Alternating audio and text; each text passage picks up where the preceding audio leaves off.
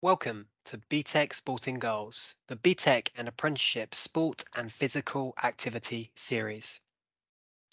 On this episode, episode 8, we meet with the IOL, Institute of Outdoor Learning. We get to meet Jo Barnett, their CEO. We'll understand who the IOL are. We'll look at the purpose and importance for the sport and physical activity sector. We consider the partnership work that we're doing together around qualifications for our BTEC Level 3 in outdoors, and also our work around the endpoint assessment for the Level 5 Learning Specialist Standard. We'll also be looking at how we can support BTEC learners and centres with their learning and industry journey, and also find out where to go next. I hope you enjoy this conversation with myself, Gareth Reynolds, the Sector Manager, and also Jo Barnett, CEO for the Institute of Outdoor Learning. Hi, Jo. Thanks for joining me today. Hiya, Gareth. It's lovely to be here. Thank you. Fantastic. Before we get into it and talk about the IOL and the future in terms of outdoor, etc., be really good for our listeners to understand a little bit about you. What does your day job look like? And I know you've got more than one. What does that look like? And how did you get into this sector, really? Right. Well, yeah, I do have two jobs. I started this year. I put in a flexible working request, and now I have two roles. So my half of my role is the chief exec of the Institute for Outdoor Learning, and the other half is I'm a group manager for Telford and Wrekin Council, and I'm their service manager for outdoor education. So that actually has been an amazing job in that I actually created that service from a couple of sort of disparate parts, different centres, and we've now got something that's very coherent. So we're very proud of that, and it's unusual now for a local authority to have an outdoor education service, but we go back over 60 years with our sort of heritage with a centre in Wales called Arthog. But where did I get into all this? So I'm at that age now where I'm starting to feel quite old, but I started with teaching actually, and I was a geography and humanities teacher in Derbyshire, and I gradually started to take my young people from secondary school out. We went to the Foundry Climbing Wall in Sheffield. We went to Camping Barns in Derbyshire, and I just started to share my love of the outdoors with them. And then from there, I actually moved to work for Nottinghamshire County Council in there. They had an environmental education service, and I was based out in the Peak District at Hag Farm. And then I went to work for a charity called the Field Studies Council up in the Lake District, and was a centre director for them at a centre called Castle Head. And that was great because although it was field studies and linked into adventure and environmental education. And then I returned to working for local authorities, worked for North Tyneside at their centre in the Lake District, managing that before I came down to Telford. So in some ways I've stayed sort of fairly true to it all the way through. And that's an interesting question now, because you get to the point in your life where do you want to just become a fairly generic manager, or do you want to stay in the area of which you sort of got made your career? And I've definitely chosen to sort of stay in the world of outdoor learning. No, that's great to hear, and thank you for sharing that. I think two things that come to mind there is, first of all, you mentioned your love for the outdoors. Is that something you've always sort of had and been nurtured, or is it something you discovered? Oh, isn't it hard, isn't it, to say when that happened? I think I just had one of those lucky childhoods where I was fairly free. I grew up actually not in mountains, not near the sea. I actually grew up in South Norfolk, somewhere called the Waveney Valley, which is quite agricultural.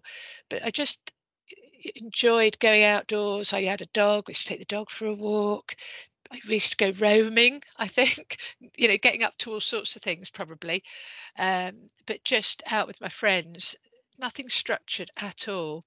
Um, my father was a sort loved the mountains, and never really had a chance to develop those skills. But I think it was there. The books were there. I remember really distinctly watching a black and white live streamed TV of Joe Brown climbing the Old Man of Hoy. Right. So it was sort of there in the family culture. But actually, my main thing was horse riding. we're in a rural area. It was something that I just always had, and actually still got horses. I ride with my daughter. We've had a pony. So that was the one that sort of stayed through. But it was when I joined Norwich City College Mountaineering Club when I was doing my A levels. That was the time that changed everything in that way. We came up to the Peak District, I remember overnight, and it was the first time I'd seen house lights halfway up a sky. It was, just there. We didn't have hills in Norfolk. And we went to the lakes, and I went to the Isle of Rum with my A levels. I did environmental science. We went up to the Isle of Rum, which is the Inner Hebrides. That was again amazing. And that's where it all really kicked off for me. And then I went to university in Sheffield, and it's just climbing, just became quite a climbing fanatic. Yeah. So that's sort of where it came from. And it's interesting though, because when you do your something you're passionate about for a job, you need to protect that a little bit because it can become the last thing you want to do in your own time sometimes if you do it long enough. And if it's sort of a bit repetitious as well. So there's a little bit of a warning with that, I think. So now I'm not taking groups out myself in the outdoors really. I'm doing more of the training of teachers and educational staff, but that just means that it's free for me to do in my own time, which I'm sort of ready for.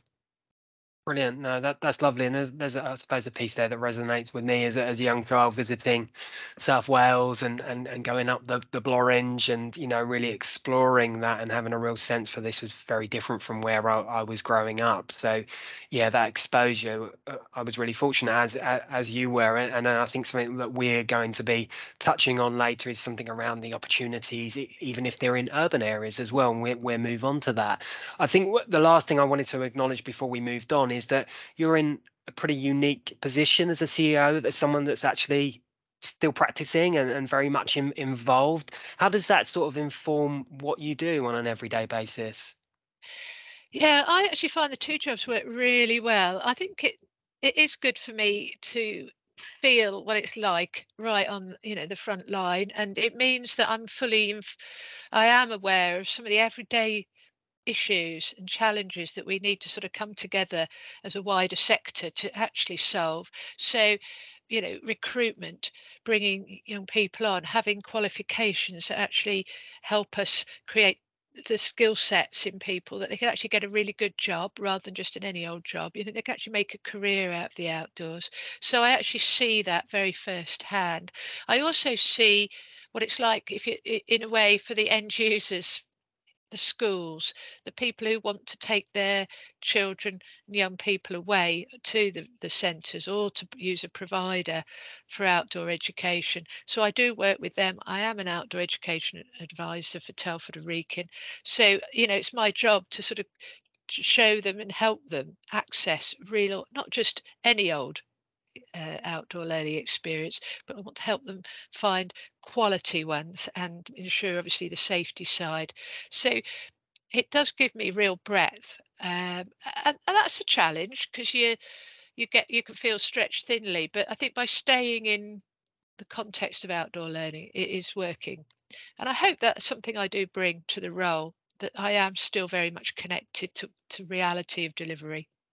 No, that's a really important point, and I think for this audience as well, that lens of being a teacher at a point in your career as well really sort of helps inform that conversation. Um, so I think kind of moving on now in terms of the IOL. So who are they, and what's their purpose, and I suppose what's the importance for the sector for the work that you do? Well, the IOL is actually a charity, and it's about 20 years old now, but it's an institute for outdoor learning, and as such, it's the professional body for both organisations and individuals who use the outdoors to make a positive difference to others. What we're about is also taking that and developing a vision and developing the idea of quality and to try and share that and increase others' understanding of its value for both personal development, for its contribution to education and training, and also for its contribution for employment in the UK. We're also moving on slightly in that we particularly want to look at some of the issues around environmental sustainability capacity for people for their sustainability, and to try and make sure that it's got long-term financial sustainability as well. And we're also very interested in ensuring that we are genuinely and authentically inclusive. So it's sort of broadened out a little bit there. But that's one of the beauties of the Institute for Outdoor Learning. It is incredibly broad. So we have people who are doing outdoor adventure, but we also have people who are doing bushcraft. We have people who are using the outdoors positively for therapy and health reasons. And we have people from all the home nations, and we're now truly international. So it is a very interesting, broad charity, but the big need and interest is that human need to make the best of the outdoors. Yeah, and that's a lovely point to consolidate that, isn't it? And very sort of aspirational, but the power of what the IOL and the outdoors can do is vast. And as you acknowledged there, your brief is huge, and it's one of those briefs that will never be completed. I'm sure there'll always be more to do. But I think it'd be really good to kind of go on to what this looks like in terms of the big idea that you've shared. Yes, so these are, you know, I think as we said right at the beginning, often people do start with that share. They have their own love of the outdoors, and I've talked about sort of rural South Norfolk, but I've also lived in Sheffield as well, which is like a very large city. It isn't located in any one type of environment, but somehow we all come to this idea that we would like to share that love of the outdoors. And then people think, right, actually, it's not just a love. I've actually got skill sets here. I've got something that I can follow through a career. And I think one of the interesting things is that you can approach it from so many different directions. I described mine. So I started with teaching and then collected the National Governing Body Awards and the skills and experience. Other people might come from a completely different way, but that's what's great about it, I think. And what's changed since my time is apprenticeships, and some of the other courses like the BTECs. They just didn't exist, when I was at school, but now there are more choices. And I think where I also think is really important is, as we do benefit from the outdoors, we have a total responsibility to look after it. And, we're here to look after young people, and we'd really like young people to have um, a planet that can support them in their lifetime. So I think that's a duty on us now. The inclusivity is, yes, we'll be honest, the outdoor industry has a very, traditional, narrow um, profile, perhaps. It's traditionally been very white, and maybe not all that welcoming. Even, I'm a woman, and I've been the only woman in rooms full of men on several occasions, and especially as you become into management and leadership. So there's lots there for us to think about. In the IOL as well, you say it's a broad, we've got a big brief, but actually others we're supporting others, and we provide a platform in a way that does some of the heavy lifting, gives people the skills they need, and a lot of the work is done by passionate volunteers. So they networking, coming together, sharing and developing knowledge, creating the standards. So it is really amazing in that you meet wonderful people, and I would always encourage anybody coming into the industry to find others and talk to them, share with them. One of the great things we've got now, of course, is this. We've got technology that allows us to join up internationally, locally, whatever, but we can actually join up online to talk to each other. And we don't always have to do it face to face, although that is gold if you can. Most definitely, and thank you for sort of going through those different steps there of that bigger idea, and we'll move on to a couple of other sections within the vision as well. I think in terms of asking the question, you've acknowledged really important areas that need to be touched upon. And I think from a session that I attended recently with yourselves with the IOL, looking at best practice being shared around being inclusivity and urban area activity, I think it's about getting that shared, and the fact those conversations are happening, and you're bringing that to the fore, I think that's really important. Do you feel that the sector is acknowledging this? I think so, because the things go hand in hand. I think if, we want to go to where nature is, and if nature isn't there, then we need to do something to change that. So we need to, make our cities greener. And I think that's, a national conversation that's going on. But I'm a particular proponent of the John Muir Award, and what I liked about the John Muir is they ask you to find your wild place. And your wild places don't have to be big mountains; they can be very small. They can be miniature wild places. But once you've found your wild place, then you can explore it, you can look at it more closely, observe it. You may respond to it physically through exercise and that side, but you may also feel, you have a creative response to it. You might want to make, photograph it, look at it in great detail, as well as look at the bigger location. But once you've found that wild place and you know more about it, then it's that acting to conserve it and promote it and protect it. And that can be traditional conservation, but it also can be campaigning. And I think that's the message that I would say. And if we haven't got wild places, we should put them there. We can encourage the wildlife, but I think we've got to value our environment wherever we are. And I'm sitting in a house now, and it's made out of rocks. It is part of the natural world. We're not separate.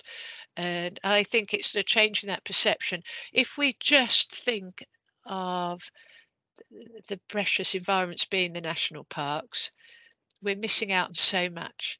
And I think we're all aware now there's more wildlife often in the cities than there is in some of those agricultural deserts that Yes, I definitely. grew up in.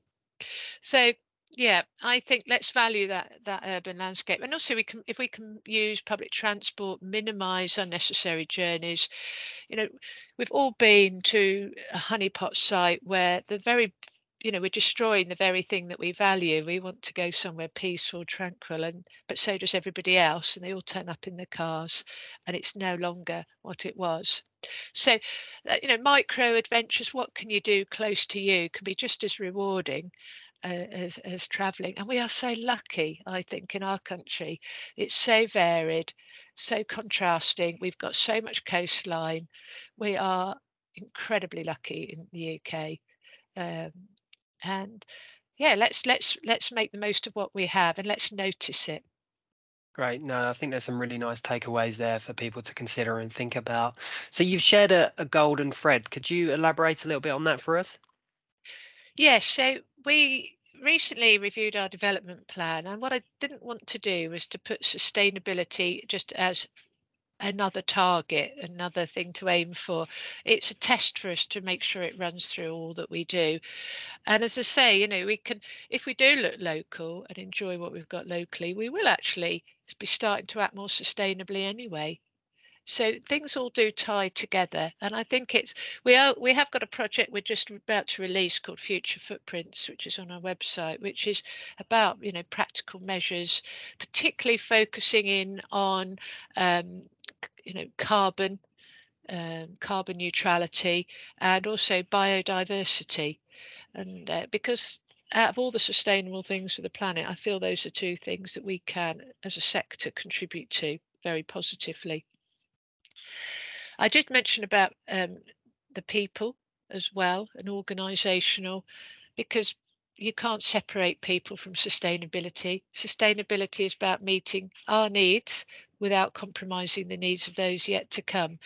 So it doesn't mean that we have to give everything up. We just need to think a little bit more carefully about what we do, and just to think, right, how do we do this, and minimising impact, where possible, doing good.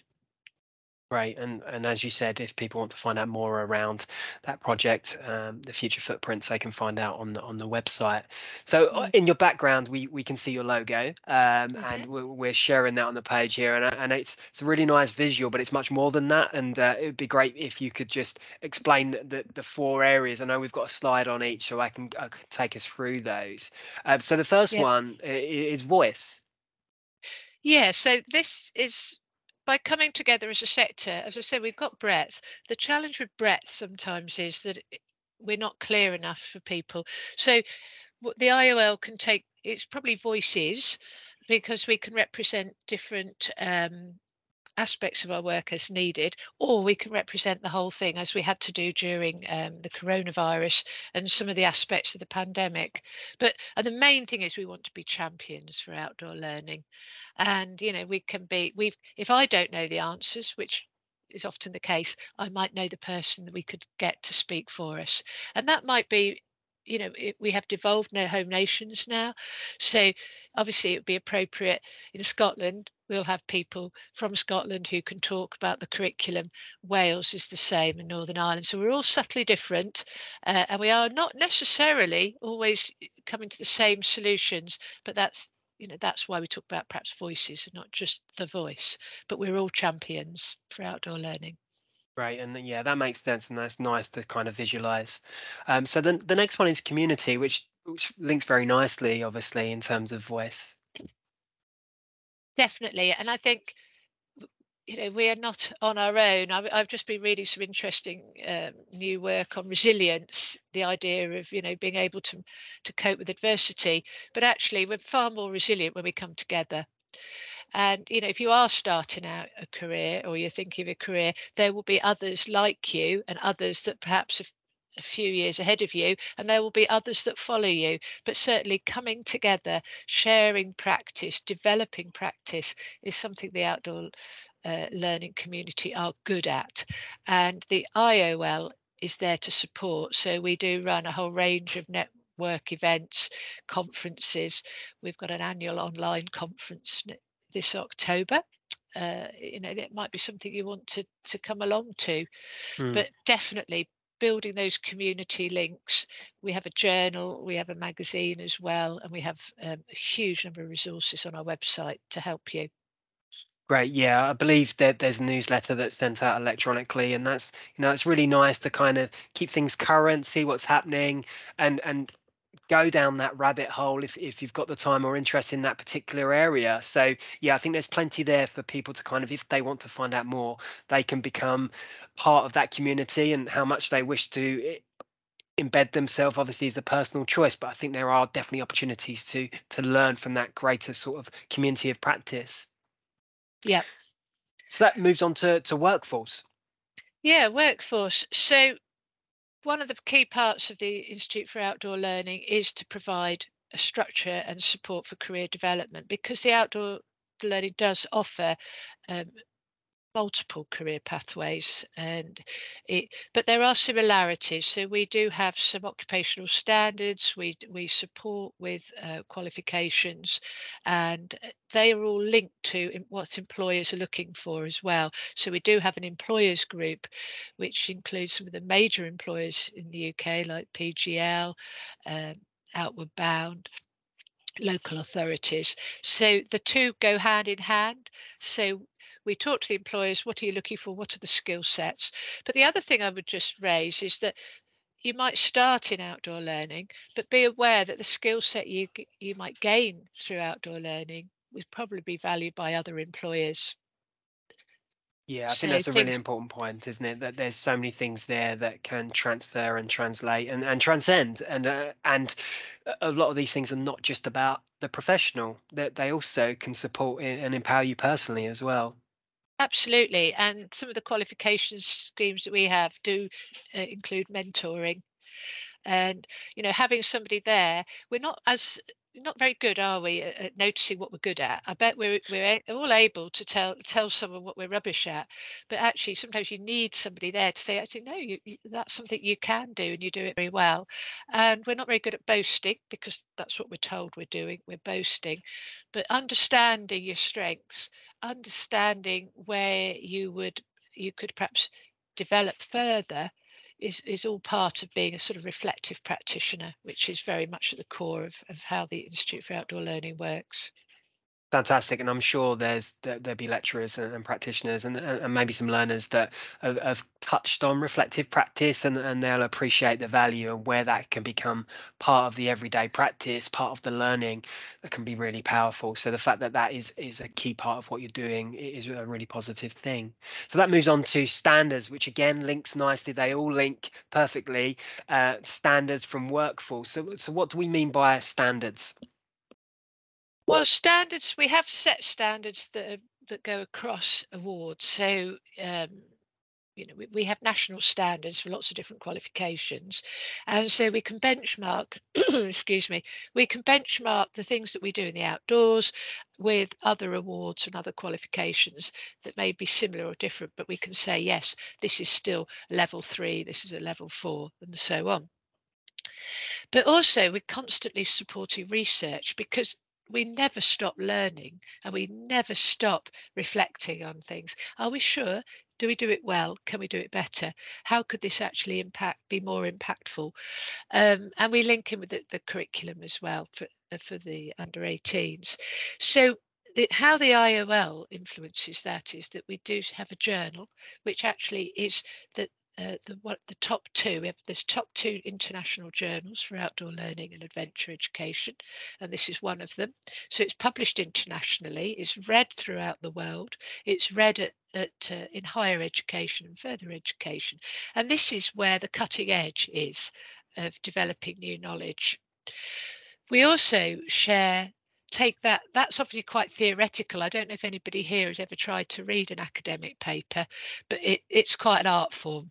It's hard going, and it is written in a very particular way, and it has to be reviewed by other peers, which is part of the work of the journal. But in a more accessible way, we publish Horizons, which is, if you like, the sector magazine. We have it online, but we are actually going back to printing the next one, so have a look out for that because it's our 100th edition. But in Horizons, we tend to take that high level knowledge and understanding and start to look at how does it go into practice. And that's a key part of taking new knowledge and actually making it practical. So that's the side that we do. The other thing is we have groups of people that network, come together, and they will look at what we're doing. They'll look at what somebody's doing over there and somebody's doing over here, and start to say, right, what would we call good? What would be a good standard? What is the best practice that we can make out of this, and share what we do. Sometimes there's lots of different ways to do something, as I'm sure you're aware, with the outdoors, there's not necessarily a right way, but we want to say, yeah, this is the standard. That might be health and safety as well as actual educational quality. Right, and I think just thinking out loud with a teacher's hat on, Horizon, as you say, really distills the information, nice bite-sized type articles. And I think for learners studying, particularly 16 plus, studying in this area might be a really nice sort of portal for them to get into, kind of touching on different areas and being exposed. And then I think also maybe those year twos, those learners that are looking to progress to HEI, maybe looking at the journal and lecturers and teachers taking bits out and directing them to certain pieces. But I think there's so much there to stretch and challenge learners, but also get them infused around the content in those two different products that you have there. Absolutely. And I think if you went on the IOL website as well, you might find there's some amazing information there. And there are some of the documents that we've published. We've got the therapeutic outdoors. That is the standard, has been established through the work of members of the Institute for Outdoor Learning, and that document exists on the website. So do have a good look round the website. We are actually giving it a bit of a refresh, but because there's just so much on there, it perhaps does need a bit of a reorganisation to help people find what they're looking for. But I'm always surprised, pleasantly surprised, what I find on there. It's amazing. And this is because it's been put together by people who really know their stuff. Right. No, I would endorse that, having gone through the website myself. So in terms of joining the outdoor workforce, there are those different areas there. And in a moment, I'll briefly touch on some of the qualifications that we have in the space, which obviously comes under more so the FE and the apprenticeship. But there's a number of areas there. I don't know if you just want to give us a sense of what this covers, Jo. Yeah, and I think that's one thing to be aware of. There are a whole range of ways. And if excuse me, but, I've got members of staff who say, "Oh, I'm not academic at all," but they've still progressed through the career. And I think trying to park those sort of labels, because I think we've moved on from that now. I mean, the easiest way in and quickest way in a way is through governing body awards. And as you go, you start to you can pick these up. They're very progressive, and they are. I mean, I think Britain leads the way with this. I was on holiday in Greece actually, and they were telling me how they have to use the British Canoeing Awards because they just don't have anything like that in Greece. Oh, So wow. these, yeah, I was really interested in that. So these are really useful. Some of them are international at the top level, but those can be as simple as they're online courses on camping. There's courses that start with literally 1 or 2 days training. Typically, you have a consolidation period, and then you go for assessment. And I mean, I've collected those up over the years. It can be for water sports, for rock climbing, hill walking, mountain biking, your particular interest, I'm sure you'll find there's a national governing body award, and they are really well laid out and good pathways for you, and they don't cost too much. The other one I would mention, if you are going into the outdoors, is think about driving. I know it's a very transferable skill, but for some operators, being able to drive a minibus becomes really critical, and that might be something for you to think about. Although Yeah. it's not a bit overlooked sometimes. There are other awards that you might want to pick up that have become very important. Things like modules on safeguarding, first aid, of course, as a qualification. Those things are worth looking at as well. Yeah, I think in terms of that, there's a real opportunity, whether it's first of all to kind of see the lower level to see if it's something that you're interested in and you want to take further. There's Mm. also that opportunity if you are involved in RMS to kind of bolt on and build those different elements up, those different specialisms. So there is so much there. If you look at it as those four tiles, as you say, often we might just think about governing body awards, or we might just think about colleges, that there are so many different opportunities within the sector. And that leads me on to just touching on some of the work that we do with yourselves.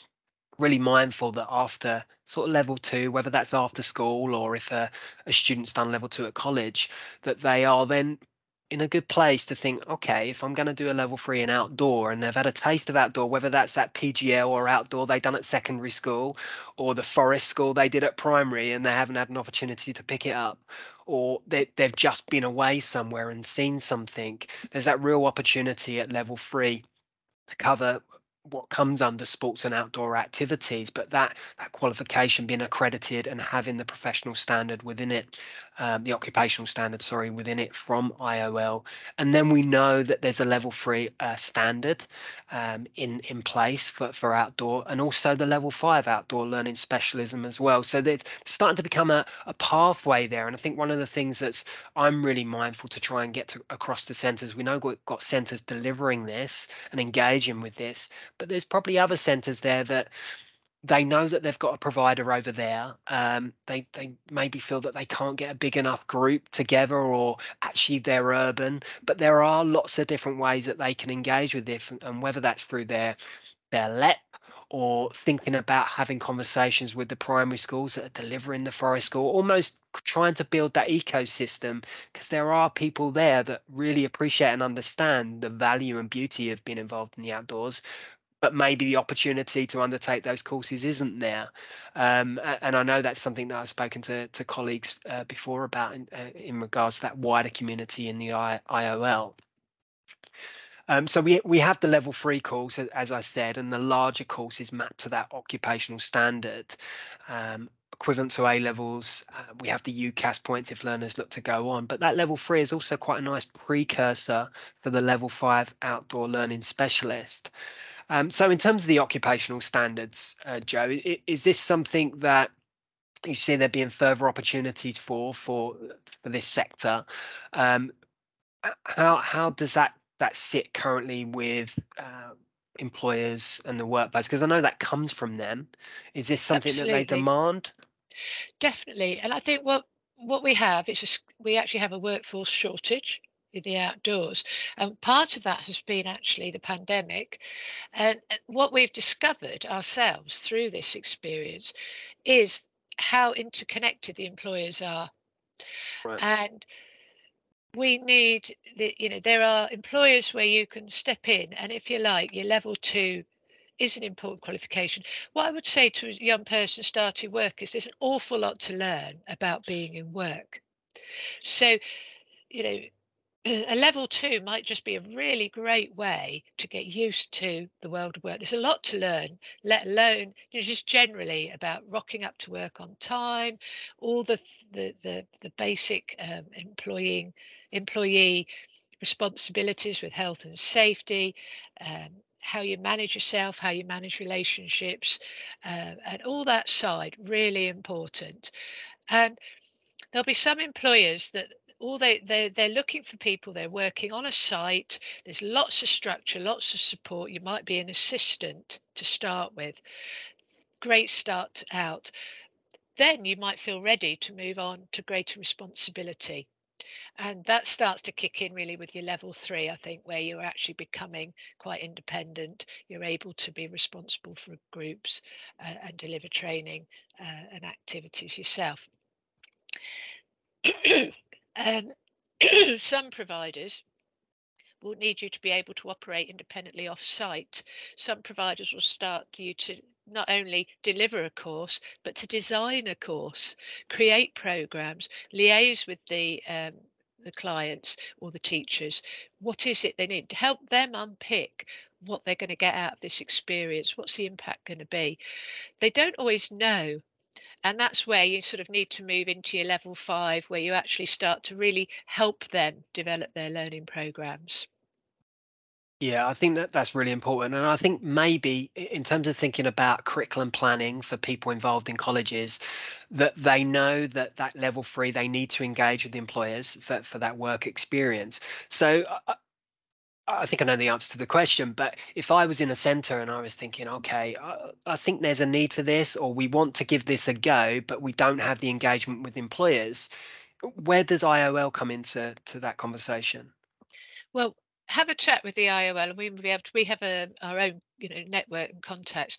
We also have a set of our own awards that can support people, so that, as I think you saw one of the other earlier slides, as you do an apprenticeship or as you do a qualification, you might be able to pick up something extra as well. So you might be able to start to do one of the IOL reflective practitioner awards, like the registered practitioner. So you can sort of, if you work quite smart, really, you can start to build. Your journey can actually build more than one award. You want to evidence all the skill sets you have. Um, with employers, if somebody contacts us and says we're interested in an award, then we can do some signposting for them, or they can, as I say, look at one of our own dedicated awards. Yeah, and I think just on that, I think it's important to kind of connect those bits together around the standards have been put together by the employers. It's because that's what they need and want, Mm. and you made reference to the shortage. So actually, in terms of learners coming out with these qualifications, whether it's a level three that's mapped to an occupational standard or it's a level five learning specialist, there's a need, a want, a demand. So if those conversations can happen, that could then create opportunities for learners, communities, and providers. And it's always changing, isn't it? Yes. Things are always changing, and that's why it's great for us to have links with employers, and the IOL can create those links between those delivering the training, those receiving the training, and the employers. I mean, we can always volunteer, and volunteering is a way to gain skills. So when I was teaching, I volunteered in effect. I gave up my weekends to take young people away on visits, and it progressed my career. So please have a go, get involved. It's not just about money, it's about, there's lots of ways you might want to volunteer, but it can, without a doubt, volunteering will always add to your skill set and always increase your career opportunities. What I really like about this slide, and for those people listening, we connect the slide deck so you can have a look. But there's just a really nice range there of different things that, if you weren't involved in the sector or you were just being exposed to it, these wouldn't necessarily be top of mind. And there's a number there where you think, oh, well, yeah, of course, a nature reserve. Yeah, I don't need to necessarily be leading a specific climbing activity. There are so many different things that I could do and be involved in that are going to give me that exposure, that experience, and also inform me as an individual whether this is something I wish to pursue. Mhm. And opportunities to give something back. So, I could see the rescue and safety providers there. I mean, Mm, so many people in the outdoors will get involved in that. And it's another network, it's another community, and you're giving something back, but you'll always benefit for yourself. I mean, it's a great slide, that. I mean, I found that on mm, our website, and I just think it just shows you the breadth, but also it shows you some of the opportunities that are there for you. most definitely. So I think in terms of, and we could speak for a duration on a number of these areas, Joe. Mm. For colleges or practitioners in colleges and learners, what are the benefits, or what would the value be for them to become a member of the IOL? I think it's just that you can join different groups. So if you join the IOL as a member, you can then join in a whole range of network groups. So I could think of a dozen right now. So if you wanted to look particularly at bushcraft, you could join that bushcraft community. If you wanted to just meet more people in your local area, you will automatically join your regional group. So there's an awful lot there, and I think we learn from each other, don't we? It is definitely something much more fun to do with other, with others. Um, you can get the professional recognition through the IOL's own awards, recognition for things that perhaps we might have called soft skills, or things that might not be about tying a knot, but it might be about how you relate to others, how you help others achieve. So those sorts of things are very useful. It is a constantly changing sector. It should be, shouldn't it, really? Mm, World moves on. This is one way. You've mentioned the newsletters. We have webinars. We have other ways. We have the conferences. We have other events that you can keep up to date and perhaps be challenged and exposed to different ideas and different thinkers. You may, as your time goes by, want to contribute and to help develop the knowledge. So this slide here that we've just moved on to shows um, the three IOL accreditations. It begins with your registered practitioner, your which is really good for your level 2, level 3. But level 3 really should be starting to move into the accredited practitioner, and level 5 would work really well for somebody who's now, actually contributing to the sector. They've done their training. They're now thinking, right, I can actually make things to add to this body of knowledge. So these are things that the IOL has and is there to support. And the webinars are usually run by members for members. So it's a really interesting place to go, and you'd be quite surprised I think uh, webinars might be on identifying trees okay. through to we had one on the menopause in the outdoors. We've got one on dignified toileting. They are quite varied. We've got one on how to make your equipment last longer. These are the things. The the webinars are very varied and worth looking out for. And you don't have to show. You can just sit there in the background and listen. So Great. they're very encouraging. I've seen we've got a slide here around the jobs board that you have as well. So we've got this body of knowledge that we can learn from, this community we can be involved in, but also almost that end-to-end piece. If you start that journey Mm, in terms of where we started this conversation around careers in the sector. absolutely, and it is the main site for jobs in the outdoors. And there's different ways to use this. So they are groups. So these are some of the entry level jobs on there recently, but do have a look. And it's quite you can do. They are grouped by region, but also by different levels, and you can sort of see what's real about employment opportunities. Where are the jobs? You can get to know the names of some of the big employers. You can get to see the range, and you can also see the salary ranges on there, can't you?